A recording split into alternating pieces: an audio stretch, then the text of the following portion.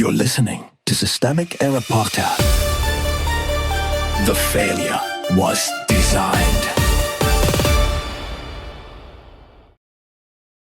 Bizarre new gimmick flops as Trump State Fair limps toward final closure report based on an article by Tom Bogany. A fair built on empty chairs, power not attendance. The point of this story is not that a fair is struggling to draw a crowd. The point is that the White House and its organizers built a vanity spectacle around Donald Trump and then discovered that coercion, branding, and recycled grievance do not create public enthusiasm. The reporting says they responded by live streaming a game show from the main stage, with empty seats and gray skies as the actual audience. The decision makers. This was never some random failure of weather or taste. The decision belongs to the people running the event and the administration behind it. They chose a political circus, attached it to presidential prestige, and then kept layering embarrassment on top of embarrassment when the public refused to play along. When cancellations, mechanical failures,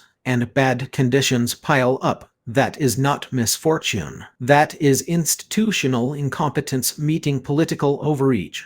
The misdirection. The weak framing here is obvious. It invites readers to laugh at the spectacle as if the problem is simply that the fair is bizarre or flopping. That softens the real indictment. The problem is not bad optics. It is the use of state-adjacent pageantry to launder political authority into entertainment, then blaming the atmosphere when people do not show up for propaganda with props. Propaganda with a quiz show, putting Meghan Markle on a stage to host a trivia game about U.S. history does not rescue the event. It underlines how hollow it is. The administration wants the trappings of civic celebration without the substance of governing, competence, or public trust. When the screens do not fit, the chairs stay empty, and the field stays bare. The performance is revealing something useful. The regime of spectacle is running out of believers. The pattern. This is the recurring Trump pattern in miniature. Inflate the pageant, demand admiration, blame the audience when it refuses, and then keep improvising to conceal the failure. That logic works only as long as institutions help carry it. Once the institutions are reduced to live streaming desperation into an empty fairground, the fraud becomes visible. The spectacle is not the story. The collapse behind it is.